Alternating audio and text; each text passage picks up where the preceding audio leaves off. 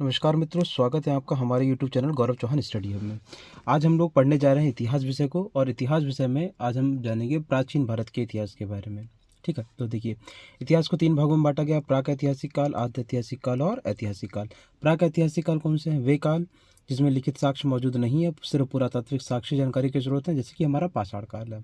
आद्य ऐतिहासिक काल जिसमें लिखित साक्ष्य मौजूद है लेकिन पढ़े नहीं गए हैं, और जानकारी का स्रोत सिर्फ और सिर्फ हमारा क्या है? पुरातात्विक साक्ष्य, जैसे कि हमारी सिंधु सभ्यता हो गई, वैदिक सभ्यता हो गई, धातुकाल हो गया।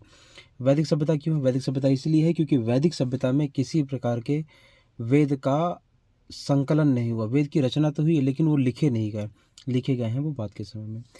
और ऐतिहासिक काल जिसमें लिखित साक्ष्य भी हैं और पढ़े भी गए हैं, यानी कि जानकारी के दोनों स्रोत हमारे पास मौजूद हैं, लिखित भी और पुरातात्विक। जैसे 6ठी शताब्दी ईसा पूर्व से लेकर के आगे का सारा समय ऐतिहासिक काल के अंतर्गत आएगा। ठीक है, तो प्राक ऐतिहासिक काल को हमने 3 भागों में बांटा है: पूरा पाषाण काल, मध्य पाषाण काल, नव पाषाण काल। ठीक है, फिर उसके आगे पूरा पाषाण काल को भी 3 भागों में बांटा गया है, और वो 3 भाग कौन कौन से हैं? निम्न पूरा पाषाण काल, मध्य पूरा पाषाण काल और उच्च पूरा पाषाण काल। ठीक है, जो इतिहास का त्रियुगीन विभाजन है वो किसने किया है? सीजे थॉमसन ने किया है, 1816 में किया है। उन्होंने जो उपकरण मिले हैं, पत्थर के कारण पाषाण काल, और तावे और कांसे कारण ताम्र कांस्य काल, और लोहे के कारण लौह काल। यानी कि इतिहास का त्रियुगीन विभाजन किसने किया है? सीजे थॉमसन ने किया है। और वो तीनों युग कौन कौन से थे? पाषाण काल, ताम्र काल और लौह काल। जॉन लुबाग ने अपनी पुस्तक है प्री हिस्टोरिक टाइम्स, उसमें उन्होंने पाषाण उपकरणों के आधार पर प्राक ऐतिहासिक काल को 2 भागों में बांटा गया है, वो है पूरा पाषाण काल और नव पाषाण काल।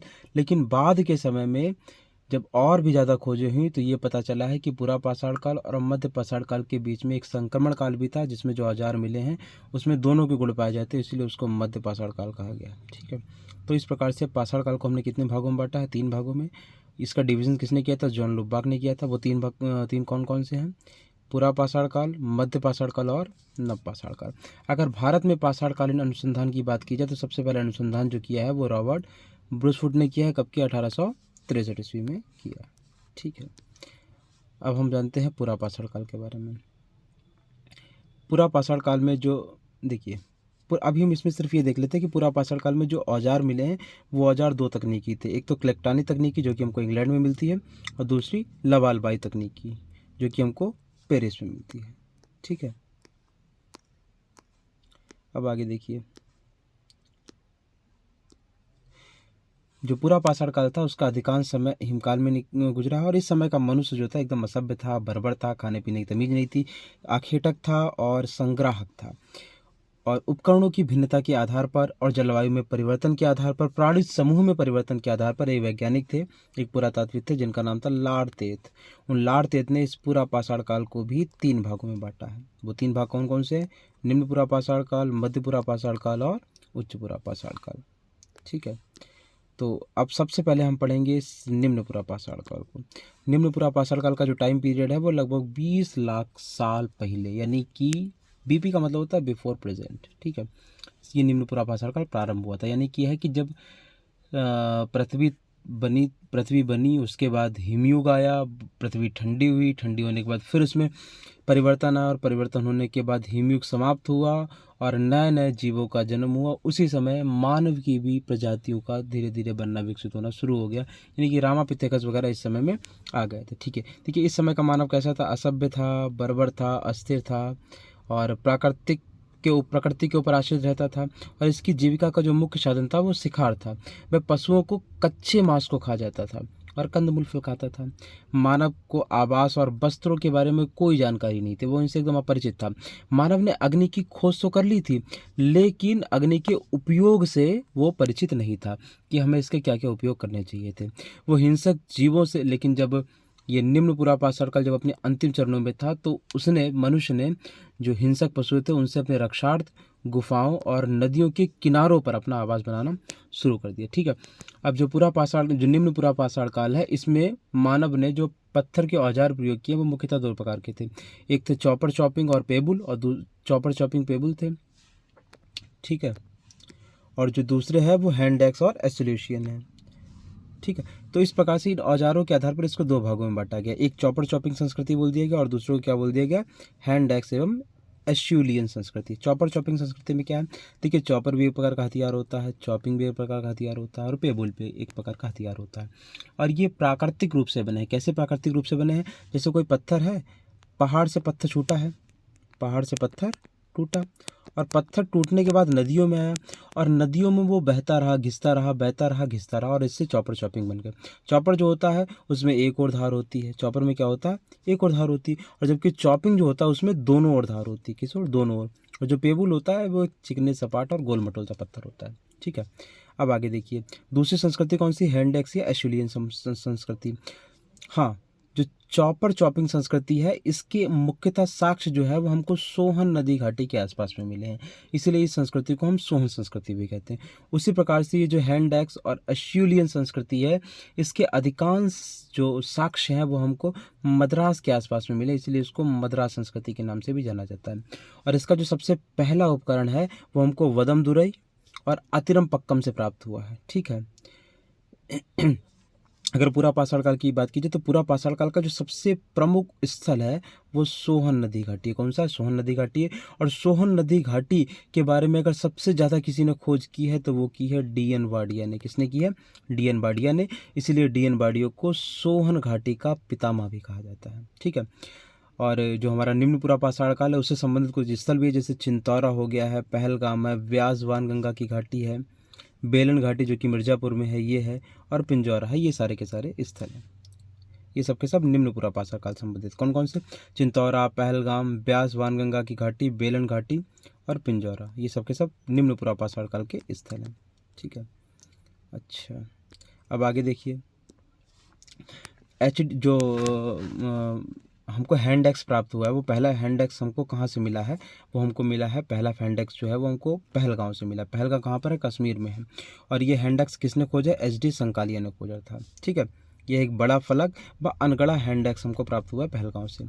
बेलन नदी घाटी निम्न पूरा पाषाण, बेलन नदी घाटी जो है वो निम्न पूरा पाषाण काल से नव पाषाण काल तक के उपकरणों व पशुओं को जीवाश्म प्राप्त होते हैं। जो वेलन नदी घाटी यानी कि जो मिर्ज़ापुर के आसपास में है वहाँ पर जो हमको उपकरण मिलते हैं वो उपकरण निम्न पूरा पाषाण काल से लेकर के नव पाषाण काल तक के हैं। ठीक है, और मध्य प्रदेश में एक जगह है जिसका नाम है हथनौरा, उस हथनौरा से भी हमको निम्न पूरा पाषाण काल का पहला मानव कपाल प्राप्त हुआ। कौन सा, जो हमको पहला मानव कपाल मिला है, कौन सा मानव कपाल मिला है, वो हमको कहाँ से मिला है, एमपी के हथनौरा से मिला है। और ये जो कंकाल, ये जो मानव कपाल है, इस कपाल की खोज की थी अरुण सोनकिया ने। किसने किया था, अरुण सोनकिया ने। और ये जो कपाल हमको मिला था वो होमो इरेक्टस का। ये होमो इरेक्टस क्या होते हैं इनके बारे में हम आपको जानकारी देंगे। रामापिथेकस, ऑस्ट्रियोपिथेकस, होमो इरेक्टस, होमो सेपियंस, इन सब के बारे में जानकारी देंगे आगे। ठीक है, अब आगे देखें तो आगे हमारा आता है मध्यपुरा पाषाण काल। कौन सा आता है, मध्यपुरा पाषाण काल आता है। इस मध्यपुरा पाषाण काल को हम फलक संस्कृति भी कहते हैं। क्यों फलक संस्कृति कहते हैं, क्योंकि सबसे ज़्यादा हमको अगर फलक मिले हैं तो मध्यपुरा पाषाण काल से मिले हैं। इसको मुस्तूरियन संस्कृति भी कहते हैं। मुस्तूरियन संस्कृति क्यों कहते हैं वो हम आगे बताएंगे, क्योंकि ये नाम जो है वो हमको पश्चिमी सभ्यता से मिले। ल्यूशियन हो गया, मुस्तूरियन हो गया, ये सबके सब पश्चिमी सभ्यता वाले, इनके बारे में आगे चर्चा करेंगे। जो मध्यपुरा पाषाण काल है इसमें क्या क्या अंतर हुआ है। मध्यपुरा पाषाण काल में मनुष्य ने जो पत्थर है उस पत्थर की क्वालिटी को चेंज कर दी। कैसे, पहले ये क्वार्टजाइट पत्थर का प्रयोग करता था, अब वो जेस्पर, फ्लिंट और चर्ट आदि पत्थरों का प्रयोग करने लगा। और इसके साथ साथ इसमें और फलकों की सहायता से अपने हथियारों को और अधिक सुडौल, पैना एवं उपयोगी बनाया है। यह हथियार जो है और अधिक सुडौल हो गए हैं, पैने हो गए और उपयोगी हो गए। वही एक खाने पीने की बात की जाए तो मनुष्य अभी भी कोई बहुत अधिक सुधार नहीं है। भोजन संग्राहक ही है, गुफाओं में ही रहता है और कंदराओं में ही रहता है। ठीक है, और अगर इसके प्रमुख स्थलों की बात की जाए तो बनारस का चकिया, ये मध्यपुरा पाषाण काल से संबंधित है। उसी तरीके से इलाहाबाद की बेलन घाटी और सिंगरौली, मिर्ज़ापुर का ये सिंगरौली बेसिन, ये मिर्ज़ापुर में सिंगरौली बेसिन जो है, झारखंड की सिंह भूमि और पलामू, और मध्य प्रदेश की भीमबेटका और महाराष्ट्र का निवास है। ये सब के सब हमारे क्या है, मध्यपुरा पाषाण काल के स्थल हैं। अब आगे देखते हैं हम लोग उच्चपुरा पाषाण काल के बारे में। किसको देखते हैं, उच्चपुरा पाषाण काल के बारे में। देखिए जो उच्चपुरा पाषाण काल है, उच्चपुरा पाषाण काल का टाइम पीरियड करीब 35,000 वर्ष पहले, आज से करीब 35,000 वर्ष पहले से शुरू होता है। जो होमोसेपियंस का उद्भव हुआ है वो उच्चपुरा पाषाण काल में, होमोसेपियंस का उद्भव हुआ है उच्चपुरा पाषाण काल में हुआ है। प्रधान पाषाण उपकरण जो थे वो थे ब्लेड, और ब्लेडों से चाकू, ब्यूरिन, छिद्रक, स्क्रैपर आदि बनने लगे हैं। मानव अभी भी आखेटक है, और जो निवास स्थान है कोई भी स्थायी निवास स्थान नहीं है। ना ही तो मनुष्य ने अभी बर्तन बनाना सीखा है, और ना ही तो अभी आग के प्रयोग से वाकिफ हुआ है। आग को आविष्कार तो हो चुका है, लेकिन आग के प्रयोग क्या क्या थे उसके बारे में भी मनुष्य को जानकारी नहीं। प्रयोग का मतलब यह है कि आग के क्या क्या यूज़ कर सकते हैं, जैसे भोजन पका सकते हैं, पशुओं को डरा सकते हैं, रोशनी कर सकते हैं, आग जला सकते हैं, इनके बारे में उससे भी जानकारी नहीं है। वेलन घाटी के लोहादा नाले से उच्च पुरा पाषाण काल की अस्थि निर्मित एक मातृदेवी की प्रतिमा प्राप्त हुई। तो एक मातृदेवी की अस्थि निर्मित प्रतिमा जो कि उच्च पुरा पाषाण काल की, वो हमें कहाँ से मिली है? बेलन घाटी के लोहदा नाले से मिली हुई है। ठीक है, और ये वर्तमान समय में कहाँ पर है? कौशाम्बी के एक संग्रहालय में रखी हुई है। एमपी के रायसेना जिले में, एमपी का जो रायसेना जिला है, उस रायसेना जिले में स्थित भीमबेटका की गुफा, ये भी हमारे उच्च पुरा पाषाण काल से संबंधित है। और उच्च पुरा पाषाण काल की चित्रकारी से संबंधित है। किससे संबंधित है? चित्रकारी से संबंधित है। यहाँ पर हमको उच्च पुरा पाषाण काल और मध्य पाषाण काल में निर्मित प्राक ऐतिहासिक चित्रकला का श्रेष्ठ उदाहरण मिलता है। कहाँ पर? ये भीमबेटका पर। कहाँ पर? भीमबेटका में हमको मिलता है। ठीक, अब आगे देखिए, ये जो भीमबेटका है, इस भीमबेटका की खोज किसने की है? इस भीमबेटका की खोज की है विष्णु श्रीधर वाकड़कर ने। किसने की है? विष्णु श्रीधर वाकड़कर ने भीमबेटका की खोज की है। अब हम लोग मध्य पाषाण काल को देखते हैं। जो मध्य पाषाण काल है, इस मध्य पाषाण काल उत्तर प्रदेश में जो हमको सबसे पहला नवपाषाणिक उपकरण मिला है वो कहाँ से मिला है? ले मसूरिया से मिला। ये पीजीटी में क्वेश्चन आया है। और जो नवपाषाणकालिक जो प्रमुख उपकरण है वो उपकरण कौन से? कुल्हाड़ी है, बसूली है, छेनी, हथौड़ा, ये सबके सब नवपाषाणिक उपकरण हैं। कृषि और पशुपालन का प्रारंभ नवपाषाण काल में सब जो बड़े तौर पर कृषि और पशुपालन का प्रारंभ हो गया था। या मनुष्य स्थायी जीवन जीने लगा था, स्थायी आवास हो गया था मनुष्य का। मनुष्य जब स्थायी जीवन जीने लगा, एक जगह पर रहने लगा, तो एक जगह पर रहने से उसने क्या क्या काम किया? एक जगह पर पहली बात तो रहा क्योंकि मनुष्य ने कृषि कार्य प्रारंभ किया है। अब जब कृषि करेंगे, जब बीज बोएंगे, तो उसको उगने में, काटने में कुछ ना कुछ समय लगेगा। जब समय लगेगा तो मनुष्य ने एक जगह पर स्थायी निवास बनाया, स्थायी आवास बनाया, वहाँ पर रहने लगा। और उसके साथ साथ पशुपालन भी प्रारंभ किया। जब मनुष्य एक जगह पर रहने लगा तो धीरे धीरे उसकी फैमिली भी बनी, तो यानी कि परिवार बन गया। परिवार से कुटुंब का विकास हुआ, कुटुंब से ग्राम समुदाय का प्रारंभ हुआ। यानी कि जो हमारा आधुनिक ग्राम समुदाय है उसका विकास जो है वो नवपाषाण काल में ही हुआ था। ठीक है, और इसके साथ साथ चूँकि अब उन्होंने अनाज को पैदा किया है, तो अनाज को पैदा करने के बाद उस अनाज को रखने के लिए भी हमको साधन की आवश्यकता होगी। तो वो साधन क्या थे? मृदभांड थे। तो मृदभांडों का निर्माण भी हो गया, चाक का आविष्कार भी हो गया, क्योंकि मिट्टी के बर्तन बनाने हैं, वो किसके ऊपर बनेंगे? चाक पर बनेंगे। पहिए का आविष्कार हुआ नवपाषाण काल में। अग्नि का प्रयोग हुआ। इसका मतलब है कि मनुष्य ने भरपूर तौर पर जो अग्नि का प्रयोग सीखा है वो कब सीखा? नवपाषाण काल में सीखा है। पालिशदार पाषाण उपकरणों एवं मिट्टी के बर्तनों का निर्माण आदि विशेषताओं को देखते हुए गार्डन चाइल्ड ने इसे नवपाषाणिक क्रांति की संज्ञा दी है। समझ में आया? नवपाषाणिक क्रांति की संज्ञा क्यों दी है? देखिए, जो नवपाषाण काल है, इसकी प्रमुख नवपाषाण काल की जो प्रमुख खोजें हैं उनके ऊपर हम एक बार ध्यान दे देते हैं। वो खोजें कौन कौन सी हैं? देखिए, फिर से एक बार देखिए, नवपाषाणकालिक जो प्रथम उपकरण है वो किसको मिला है? एच.एम. कृष्णा को मिला है। कहाँ से मिला है? भारत में कर्नाटक के लिंगुसुगुड़ से मिला है। और वही अगर हम लोग उत्तर प्रदेश की बात करें तो उत्तर प्रदेश में कहाँ से मिला है? ले मसूरिया से मिला है। और जो पूर्व नवपाषाणकालिक उपकरण है वो कौन कौन से? कुल्हाड़ी है, बसूली है, छेनी, हथौड़ा है। और कृषि और पशुपालन का प्रारंभ कब हुआ? नवपाषाण काल में। स्थायी जीवन प्रारंभ हो गया, इसमें स्थायी आवास बन गया, परिवार बन गया, कुटुंब बन गया, कुटुंब का विकास हो गया, ग्राम समुदाय का प्रारंभ हो गया। यहाँ से मृदभांडों का निर्माण प्रारंभ हुआ, चाक का आविष्कार हुआ, पहिए का आविष्कार हुआ, अग्नि का प्रयोग हुआ है, पालीदार पाषाण उपकरणों एवं मिट्टी के बर्तनों का निर्माण हुआ है। इन सभी विशेषताओं को देखते हुए गार्डन चाइल्ड ने इसे नवपाषाणिक क्रांति की संज्ञा दी है। मेहरगढ़, जो मेहरगढ़, अब हम लोग इसके स्थलों की बात करते हैं। स्थलों में सबसे पहले हम देखते हैं मेहरगढ़ को। मेहरगढ़ जो है ये पाकिस्तान के बलूचिस्तान में है। ये सबसे प्राचीन बस्ती है। इसका जो टाइम पीरियड है करीब 7000 ईसा पूर्व है। यहाँ से कच्चे मकान मिले हैं हमको। जो कच्चे मकान का मतलब है कच्ची मिट्टी के बने हुए, कच्ची ईंटों के बने हुए हैं। और यहाँ से हमको पत्थर के कटोरे मिले हैं, पालतू जानवरों की हड्डियों के साक्ष्य मिले हैं, और कृषि के प्राचीनतम साक्ष्य हमको यहीं से मिले हैं। किंतु नवीनतम खोजों के आधार पर, जो नवीनतम खोजें हैं उन नवीनतम खोजों के आधार पर जो प्राचीनतम साक्ष्य कृषि के माने गए हैं वो लहुरादेव से माने गए। कहाँ से माने गए? लहुरादेव, जो कहाँ है? संत कबीर नगर में, उत्तर प्रदेश के। और यहाँ से हमको चावल के साक्ष्य मिले हैं। इसका जो टाइम पीरियड है 9000 से 8000 ईसा पूर्व का है। जो ये मेहरगढ़ है, इस मेहरगढ़ के लोग जो हैं वो गेहूँ, जौ, कपास इसकी खेती करते थे। मानव द्वारा सबसे पहले जौ का उत्पादन किया गया और इसका उपभोग किया गया है। मेहरगढ़ से हंसिए के प्रयोग के भी हमको साक्ष्य मिले हैं, तांबे के प्रयोग के मिले हैं, स्त्री की मृणमूर्ति मिली है, हड्डियों की सुई मिली। अब यहाँ पर देखिए 2 चीज़ें मिली हैं हमको।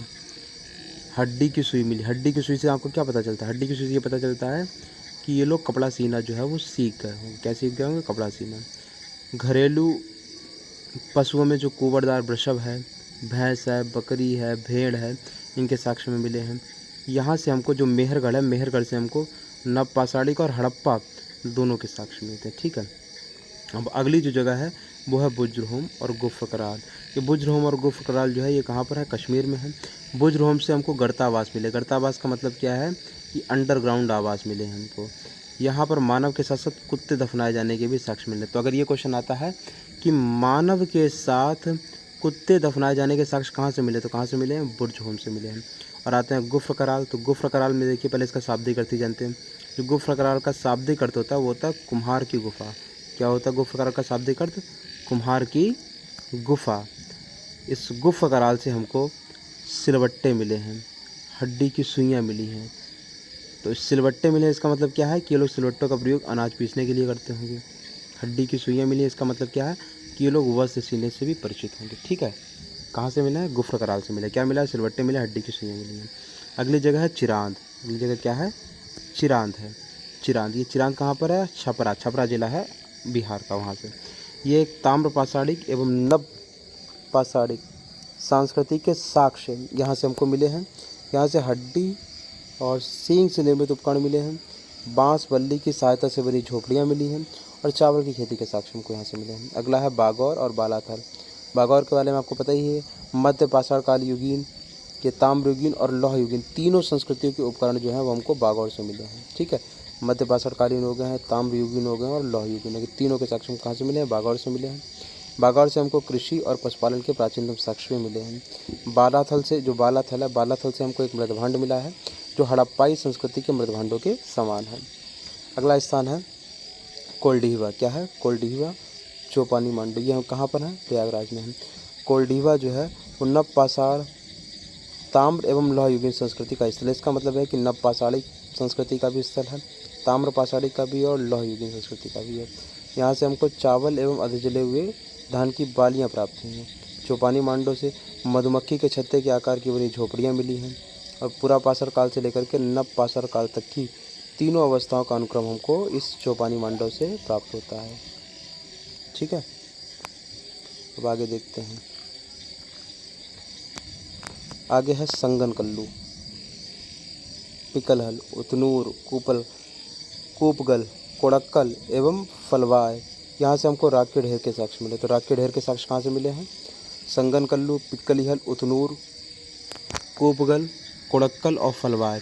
इस राग के ढेर का मतलब क्या? राग के ढेर का मतलब ये है कि ये लोग चूँकि इन्होंने पशुपालन का प्रारंभ कर दिया था तो पशुओं पालन के लिए ये लोग बल्लियाँ लगाते थे और उन बल्लियों के अंदर पशुओं को छोड़ देते थे। पशु उसी में चरते थे, उसी में खाते थे, उसी में गोबर करते थे। जब वहाँ पर ज़्यादा गोबर इकट्ठा हो जाता था तो ये लोग उस स्थान से पशुओं को निकालकर इसमें आग लगाते थे। क्या लगाते थे? आग लगा देते थे। तो ये सबका सब जल करके राख हो जाता था। इसी तरीके से हमको यहाँ पर काफ़ी सारे आग के ढेर मिले हैं। कहाँ से मिले हैं? संगनकल्लू, पिकलिहल, उतनूर, कूपगल, कोड़क्कल और फलवाय से हमको राख के ढेर मिले हैं। अब देखिए जो पय्यमपल्ली है वो एक तमिलनाडु का एक स्थल है। ये बहुत ही प्रसिद्ध नवपाषाणिक स्थल है। यहाँ से हमको पालिशदार प्रस्तर, प्रस्तर का मतलब होता है पत्थर, पालिशदार पत्थर मिले हैं, कुल्हाड़ियाँ मिली हैं, स्लेट एवं काले रंग की मिट्टी के बर्तन, हड्डी से निर्मित उपकरण आदि हमको प्राप्त हुए। ठीक है। तो ये हमने देख लिया है नवपाषाण काल, मध्य पाषाण काल और पुरापाषाण काल के बारे में। ठीक है। और अब हम लोग देखने के लिए जा रहे हैं जो मानव का उद्भव हुआ है, ये मानव का उद्भव कैसे कैसे हो इसके बारे में। देखिए तो मानवों में सबसे पहले आया रामापिथेकस। ये जो रामापिथेकस है ये मानव सदस्य पाड़ी, इसका मतलब है मनुष्य की तरह दिखने वाला था, लेकिन ये पूर्णतः मनुष्य नहीं था, ये झुक करके चलता था। और ये जो रामापिथेकस के साक्ष्य मिले अब हमको कहाँ से मिले? अफ्रीका के जंगल से मिले। इसका मतलब है ये पूछा जाता है कि मानव जाति का पालना किसे कहा जाता है? किसका? मानव जाति का पालना। तो मानव जाति का जो पालना है ये कहा जाता है अफ्रीका महाद्वीप को। किसको कहा जाता है? पालना। ये अफ्रीका महाद्वीप को कहा जाता है। किसे कहा जाता है? अफ्रीका महाद्वीप को। क्या कहा जाता है? मानव जाति का पालना। किसको कहा जाता है? अफ्रीका महाद्वीप को कहा जाता है। ठीक है। रामापिथेकस के बाद आए ऑस्ट्रियोपिथेकस। ये ऑस्ट्रियोपिथेकर पत्थर के औजारों से शिकार करने वाला, पत्थर के औजारों से शिकार करने वाला पहला मानव था। ये कौन था? ऑस्ट्रियोपिथेकस था। रामापिथेकस के बाद ऑस्ट्रियोपिथेकस, ऑस्ट्रियोपिथेकस के बाद होमो इरेक्टस आया। इस होमो इरेक्टस को हम लोग पिथेंकिथ्रोपस, ये इसको जावा मानव भी बोला जाता है, इसको पीकिंग मानव भी बोला जाता है, इसको सिनाथ्रोपस मानव भी बोला जाता है। किसको? होमो इरेक्टस को। और इसी होमो इरेक्टस का कपाल हमको मिला था। कहाँ से मिला था? मध्य प्रदेश के हथनौरा से मिला था। इस होमो इरेक्टस ने ही आग की खोज की थी। किसकी खोज की थी? आग की खोज। तो आग की खोज किसने की है? होमो इरेक्टस ने की है। और ये मानव सीधा चलने वाला पहला मानव था, होमो इरेक्टस जो था। अब होमो इरेक्टस के बाद आया होमो हैबिलिस। कौन आया? Homo habilis. ये होमो हैबिलिस जो था वो कारीगर मानव था। कौन सा मानव था? कारीगर मानव था। और इस मानव ने औजार बनाए। क्या बनाया? औजार बनाया। किसने बनाया? होमो हैबिलिस ने। और होमो हैबिलिस के बाद आया निएंडरथल। निएंडरथल, इसकी क्षमता लगभग आधुनिक मानव के समान थी, लेकिन ये गर्दन झुका करके चलता था। सर्वप्रथम जो सब विसर्जन का प्रारंभ है, सब विसर्जन का प्रारंभ किसने किया है? निएंडरथल ने किया है। निएंडरथल के बाद आया होमो सेपियंस। ये हमारा आधुनिक मानव कहलाया है। इसको हम लोग प्रज्ञ मानव या बुद्धिमान मानव भी बोलते हैं। ये पूर्ण रूप से सीधा चलता है, समूह में रहता है, शिकार करता है और सबों को दफनाता है। होमो सेपियंस के जो निकटतम पूर्वज है वो क्रोमोगैनन को कहा जाता है। किसको कहा जाता है? क्रोमोगैनन को। निकटतम पूर्वज जो हम लोग हैं आजकल, हम लोग क्या होमो सेपियंस है। अब देखिए, भारत को विश्व के प्राग ऐतिहासिक मानचित्र पर प्रतिष्ठित करने का जो श्रेय है वो किसको गया? मर्टिमर व्हीलर को गया है। मर्टिमर व्हीलर को। विश्व के जो प्राग ऐतिहासिक मानचित्र है उसमें भारत का कोई नाम नहीं था, वो नाम किसने दिया है? मर्टिमर व्हीलर ने दिया है। इन्होंने इस क्षेत्र में बहुत ही अद्वितीय काम किए हैं, बहुत ही महत्वपूर्ण काम किए हैं। पहला जो हैंडेक्स मिला है वो हमको कहाँ से मिला है? पल्लव रंग से मिला। और ये हैंडेक्स किसको मिला है? रॉबर्ट ब्रूसफुट को मिला था। और ये हैंडेक्स निम्न पुरापाषाण काल का। ठीक है।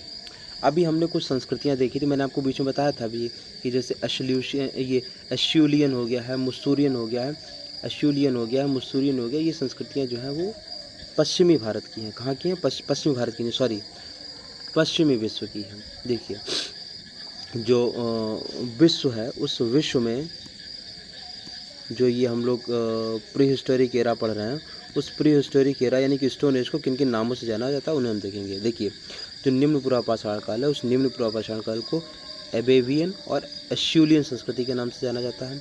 मध्य पुरापाषाण काल को मुस्तूरियन संस्कृति के नाम से जाना जाता है। और उच्च पुरापाषाण काल को मैग्दालियन संस्कृति के नाम से जाना जाता है। समझ में आया? 3 नाम हमने पढ़ लिए हैं। अबेवियन संस्कृति और एश्यूलियन निम्न पुरापाषाण काल का है, और वही मुस्तूरियन मध्य पुरापाषाण काल का है, और मैग्दालियन जो है वो उच्च पुरापाषाण काल को बोलते हैं। अब हम लोग ताम्र पाषाणिक युग के बारे में थोड़ा देखते हैं। जो ताम्र पाषाणिक युग है, चूँकि पाषाण युग के बाद तांबे की खोज हुई और तांबे के साथ साथ उसमें पत्थर के औजारों का भी प्रयोग होता था, इसलिए उस युग को ताम्र पाषाणिक युग बोला गया है।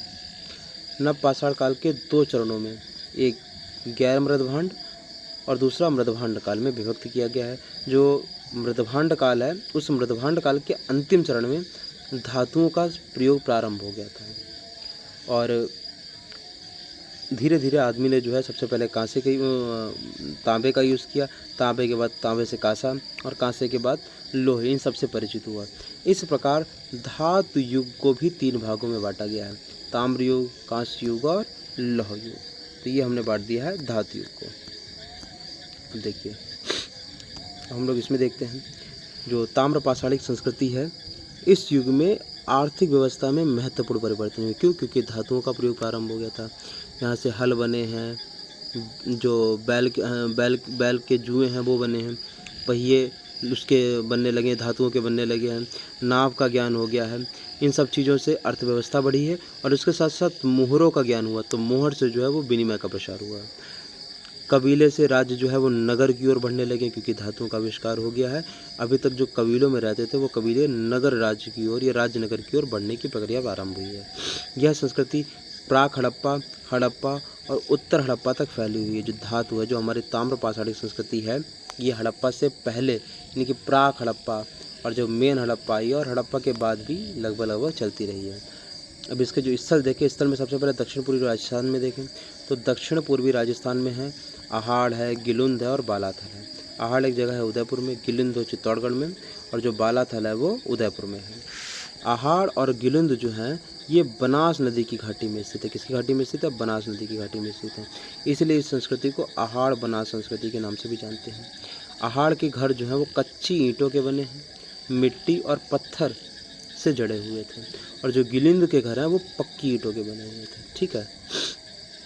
और जो गिलिंद है, गिलिंद से हमको लाल काले मृदभांड मिले। कौन से मिले हैं? लाल काले मृदभांड प्राप्त हुए, जिनमें कुछ सफ़ेद ज्यामितीय आकृतियाँ उत्कीर्ण थीं। यहाँ से कई मुखों वाले चूल्हे और पैरों से चलने वाली चक्की भी मिली है। चरखा और लोहे की वस्तुएं भी प्राप्त हुई हैं। कहाँ से मिली हमको? गिलुंद से। गिलुंद से क्या क्या मिला है? लाल काले मृदभांड मिले हैं, और इन कुछ मृदभांडों के ऊपर सफ़ेद रंग की ज्यामितीय आकृतियाँ भी बनी हुई हैं।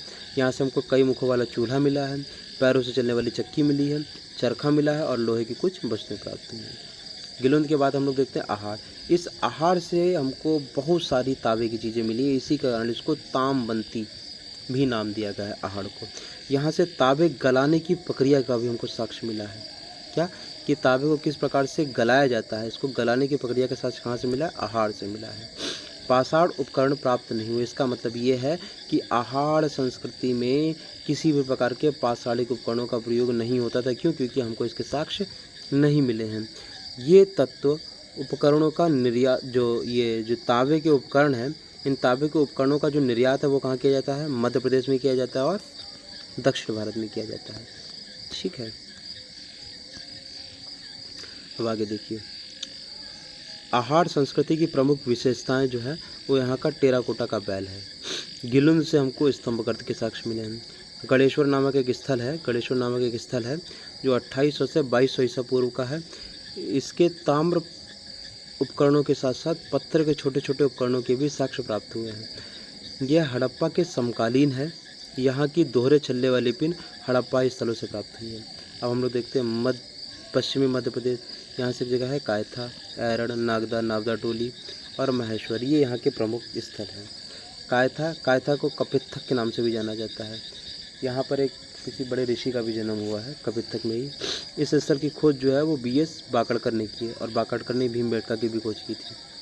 यहाँ से कायथा, आहाड़ और मालवा, कायथा, आहाड़ और मालवा तीनों संस्कृति के साक्ष्य मिलते हैं। कहाँ से मिलते हैं? कायथा से तीनों संस्कृति के साक्ष्य मिलेंगे। कायथा का भी मिले, आहाड़ के भी मिले और मालवा के भी मिले। ठीक है।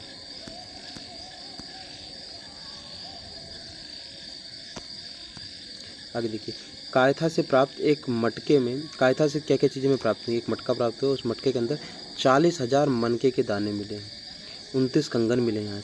यहाँ से एक कार्नेलियन हार मिला है और 2 कुल्हाड़ी मिली। कहाँ से? कायथा से। और उसके साथ साथ लाल रंग के मृदभांड मिले हैं जिस पर काले रंग का अलंकरण किया गया है। ये मृदभांड समस्त ताम्र पाषाणिक मृदभांडों में श्रेष्ठ माने गए हैं। कहाँ से मिले हैं? कायथा से मिले हैं। किस रंग के हैं? लाल रंग के हैं, लेकिन इस पर काले रंग से डिजाइन की गई है। और ये जो मृदभांड मिले हैं हमको, ये मृदभांड पूरी ताम्र पाषाणिक मृदभांडों में श्रेष्ठ माने गए हैं। यह संस्कृति हड़प्पा के समकालीन थी। मालवा प्रमुख स्थल होने के कारण इसको मालवा संस्कृति के नाम से भी जाना गया है, क्योंकि इस स्थल का जो कायथा संस्कृति, इस संस्कृति का जो सबसे प्रमुख स्थल था वो मालवा है, इसलिए इसको मालवा संस्कृति के नाम से भी जाना गया है। आगे देखिए, आगे हमारा नवदा टोली। नवदा टोली एक जगह है मध्य प्रदेश में। यहाँ का उत्खनन किया SD संकालिया साहब ने, और भारतीय उपमहाद्वीप का सबसे विस्तृत अगर उत्खनित ताम्र पाषाणिक स्थल है तो कौन सा है? नवदा टोली। क्वेश्चन ये आएगा कि भारतीय उपमहाद्वीप में उत्खनित सबसे विस्तृत ताम्र पाषाणिक स्थल कौन सा है? तो कौन सा हो जाएगा? नवदा टोली। कहाँ पर हो जाएगा? मध्य प्रदेश में। उसके बाद आता है, देखिए यहाँ से जो नवदा टोली है, यहाँ से हमको अत्यधिक मात्रा में अनाज और फसल के साक्ष्य भी प्राप्त हुए हैं। ठीक है। अब उसके बाद आता है एक ऐरण से हमको क्या क्या मिला है? मिट्टी से निर्मित विशाल सुरक्षा प्राचीर। क्या मिला है? मिट्टी से निर्मित विशाल सुरक्षा प्राचीर हमको कहाँ से मिली? ऐरण से मिली है। नागदा से हमको हाथी दांत से निर्मित मानव आकार की मूर्ति मिली है। ऐरण और कायथा से किलाबंद बस्ती के भी साक्ष्य प्राप्त हुए। तो किलाबंद बस्ती के साक्ष्य कहाँ से मिले? ऐरण और कायथा से। पश्चिमी महाराष्ट्र को हम लोग जोरवे संस्कृति के नाम से भी जानते हैं। क्यों? क्योंकि इसका जो प्रमुख स्थल है वो जोरवे है। स्थल भी देख लेते हैं, जैसे जोरवे हो गया, नेवासा हो गया, चंदौली हो गया, इनाम गांव, दैमाबाद, सोने गांव, नासिक, ये सब के सब जोरवे संस्कृति के स्थल हैं। एकमात्र जोरवे संस्कृति से हमको सोने के आभूषण का ज्ञान प्राप्त, मतलब सोने के आभूषण हमें कहाँ से मिले हैं, तो जोरवे संस्कृति से मिले हैं। या और इस जोरवे संस्कृति से ही हमको एक और भी चीज़ मिली, क्या मिली है, नवतली और टोटीदार मृदभांडों के साक्ष्य मिले हमको। नवतली और टोटीदार मृदभांडों के साक्ष्य मिले। ठीक है। दईमाबाद ये महाराष्ट्र में है। इसके प्रारंभिक काल में उत्तरवर्ती हड़प्पा और मालवा संस्कृति का प्रभाव दिखाई देता है। जो प्रारंभिक काल है दईमाबाद का, इसके प्रारंभिक काल में उत्तरवर्ती हड़प्पा, मतलब हड़प्पा जो समाप्ति की ओर है उसके साक्ष्य, और मालवा संस्कृति के साक्ष्य में दिखाई देते हैं। यहाँ से तांबे के साथ साथ कांसे की भी वस्तुएं प्राप्त हुई हैं। इसमें एक रथ आता हुआ मानव मिला है, गणेश जी की मूर्ति है, गेंडा, हाथी, सांड, इन सब की मूर्तियाँ। यहाँ से एक मातृ देवी की मृण मूर्ति भी प्राप्त हुई है। इस राज्य की ताम्र पाषाणिक जो संस्कृति है उसकी सबसे प्रमुख विशेषता क्या है, उसकी सबसे प्रमुख विशेषता कलश आवाधान। क्या है, कलश आवाधान। ये लोग घरों के फर्श के नीचे उत्तर दक्षिण दिशा में गड़ाए जाते थे। क्या, कलश। जैसे मान लो किसी को जला दिया, जलने के बाद जो अस्थि है उस अस्थि को कलश में भर करके घर की ही फर्श के नीचे उत्तर दक्षिण दिशा में, कौन सी दिशा में, उत्तर दक्षिण दिशा में। ये हम लोग बात कर रहे हैं दईमाबाद की, महाराष्ट्र की बात कर रहे हैं, याद रखना। उत्तर दक्षिण दिशा में गड़ा देते थे, जिनमें कुछ तांबे की वस्तुएं भी रखी जाती थी। कुछ अस्थियाँ यहाँ पर कुछ युवकों की और कुछ बच्चों की अस्थियाँ मिली। उन अस्थियों को देखने से मुझे लगता है कि उन लोग को स्कर्वी रोग था शायद, उसके साक्ष्य भी हमको मिले हैं। यहाँ से हमको शिव पशुपति के अंकन वाला एक पात्र भी मिला है। एक पात्र है जिसके ऊपर शिव पशुपति का अंकन। शिव पशुपति का मतलब क्या है, ये एक देवता हैं और उनको बाघ, मोर आदि जानवरों से और पक्षियों से घिरा दिखाया गया, इसीलिए हमने उसको पशुपति शिव मान लिया है। यहाँ से हमको अग्निकुंडों के साक्ष्य मिले हैं। अग्निकुंडों का साक्ष्य ये बताता है कि ये लोग अग्नि पूजा भी करते थे। ये अग्निकुंड बताते हैं हमें। ठीक है। आगे अगली जो बस्ती हमको मिली है वो इनाम गांव। कौन सी है, इनाम गांव। इनाम गांव जो है वो जोरवे संस्कृति की सबसे यह एक बस्ती है, ये किलाबंद बस्ती है और खाई से घिरी हुई है। इस संस्कृति में अधिवास विन्यास का सबसे अच्छा साक्ष्य यहीं से मिलता है। क्वेश्चन ये आता है कि जो ताम्र पाषाणिक संस्कृति है उसमें अधिवास विन्यास का सबसे अच्छा साक्ष्य कहाँ से मिलता है, तो कहाँ से मिलता है, इनाम गांव से मिलता है। यहाँ से हमको विश्रा मिली है। विश्रा जानते हैं, विश्रा होती है शिर विहीन मूर्तियाँ। जैसे ये महाभारत काल में ये जो देवियाँ थी, महाभारत काल की देवियों को विश्रा बोला जाता था, जिनका सिर नहीं था और युद्ध में उन्होंने मदद की थी। यहाँ से हमको विश्रा के साक्ष्य मिलते हैं। अगला स्थान है नेवासा। नेवासा से हमको पटसन के साक्ष्य मिले हैं। और यहाँ से हमको नैदानिक मृदभांड मिले। नैदानिक मृदभांड का मतलब ये होता है कि वो लाल रंग का मृदभांड होगा और उसके ऊपर काली रेखाएं अंकित की गई होंगी, उसे हम लोग नैदानिक मृदभांड बोलते हैं। यहाँ से भी सिर रहित देवी के प्रमाण मिले हैं। अगला स्थल है दक्षिण भारत। दक्षिण भारत में जो जगह है वो है ब्रह्मगिरी, मास्की, पिकलीहल, संगनकल्लू, कोडेकल, उतनूर, नागार्जुन कोंड, हिमिंगो, पय्यमपल्ली। ये यहाँ से कृषि की तुलना में चरवाहा संस्कृति के अधिक साक्ष्य मिले। ये लोग जो हैं वो कृषि की तुलना में चरवाहा संस्कृति पर अधिक ध्यान देते हैं। यहाँ से हमको राग के टीले मिले। क्या है, राग के टीले मिले, जिससे भस्म टीले भी कहा जाता है। भस्म टीले आपको हम समझा ही चुके हैं। वो लोग जानवर पालते थे और जानवरों को ये जो बाटें थी उसमें रखते थे बीच में। जब यहाँ पर गोबर ज़्यादा इकट्ठा हो जाता तो पूरे में आग लगा देते थे, जिससे यहाँ पर राग या भस्म बनती थी, इसलिए उसको जो टीला बनता है उसको राग टीला, भस्म टीला कहा जाता है। दक्षिण भारत में स्वर्ण धातु का उपयोग इसी संस्कृति से प्रारंभ होता है। स्वर्ण, दक्षिण भारत में जो स्वर्ण धातु मिला है वो हम आपको बता भी चुके हैं। स्वर्ण धातु कहाँ से मिला है, जोरवे संस्कृति से मिला, आपको बताया था हमने। ठीक है। सबसे पहला साक्ष्य हमको जोरवे संस्कृति से मिलता है स्वर्ण धातु का। और जो दक्षिण भारत में जो सोने का प्रयोग है वो इसी संस्कृति से प्रारंभ होता है। ठीक है।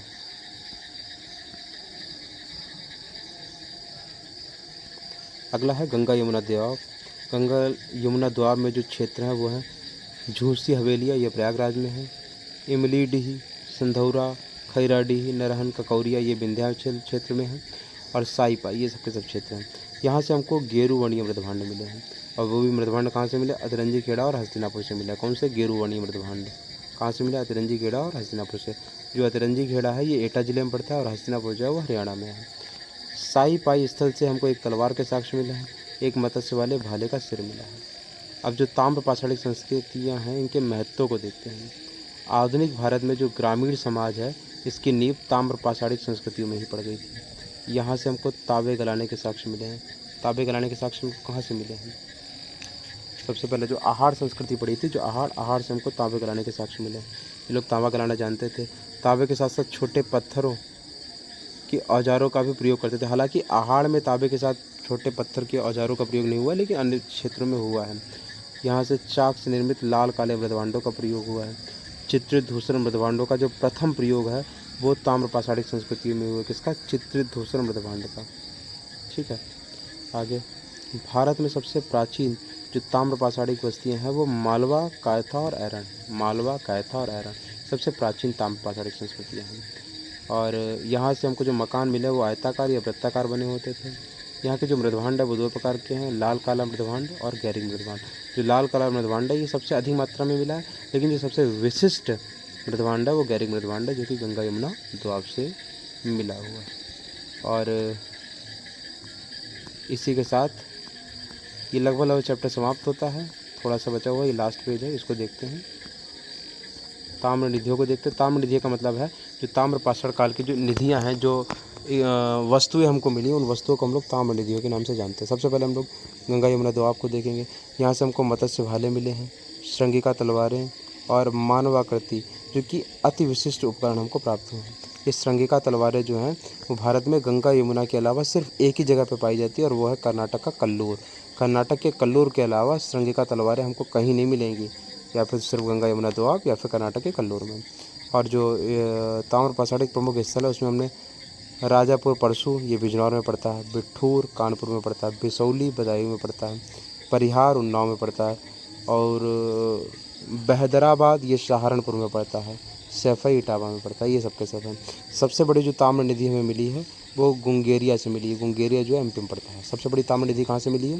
गुंगेरिया से मिली है। ठीक है, तो गैरिक मृदभांड हमने आपको बताया था कि ताम्र पाषाणिक संस्कृति का जो सबसे प्रमुख मृदभांड है वो कौन सा है? गैरिक मृदभांड है। इस गैरिक मृदभांड के बारे में देखें तो गैरिक मृदभांड की जो खोज की है वो बीबी लाल ने की है। किसने की है? बीबू लाल ने की है। और ये राजपुर परसू जो कि बिजनौर में, वहाँ से मिली है, और बिसौली में मिले हैं। ये कपिस रंग के थे। कपिस रंग का मतलब है स्लेटी कलर के थे। स्लेटी कलर के मृदभांडों के टुकड़े मिले, इसलिए इनको हम लोग गैरिक मृदभांड की संज्ञा दी है। ये कहाँ से मिले हैं? देखिए, अतरंजी खेड़ा से भी मिले हैं। कहाँ पर? एटा में है। अहिच्छन से मिला है। अहिच्छन बरेली को बोला जाता है। श्रृंगेरपुर ये कहाँ पर है? प्रयागराज में है। नोह कहाँ? राजस्थान में। यहाँ से मिले हैं। जो गैरिक मृदभांड है इनके टाइम पीरियड की बात करी जाए तो 2000 ईसा पूर्व से लेकर के 1500 ईसा पूर्व तक है।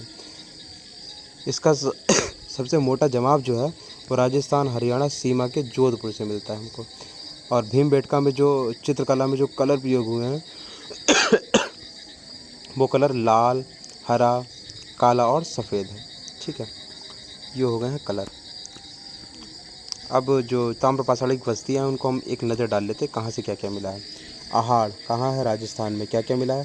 पैर से चलने वाली चक्की मिली है, सूत काटने का चरखा मिला है, और जो गलाने की, तांबे को गलाने की जो साक्ष्य वो हमको आहाड़ से मिले। गिलुंद से हमको तांबे का टुकड़ा मिला है। पकाई गई ईंटों से बने हुए बस्ती मिली। आहाड़ से कच्ची ईंटों की बस्ती है।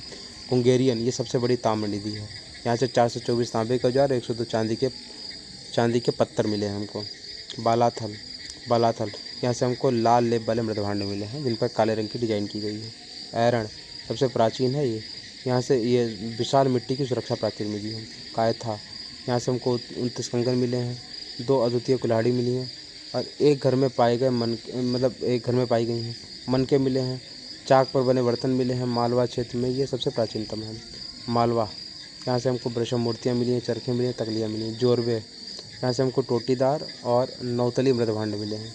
दईमाबाद ये जोरवे स्थलों का सबसे बड़ा स्थल है। जोरवे स्थलों का दईमाबाद, यहाँ से हमको कच्ची रक्षा प्राचीर मिली है।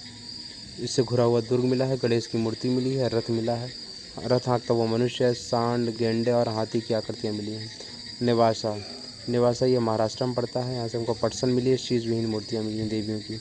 इनाम गाँव यहाँ से हमको किलेबंद खाई से घिरी हुई एक बस्ती मिली है।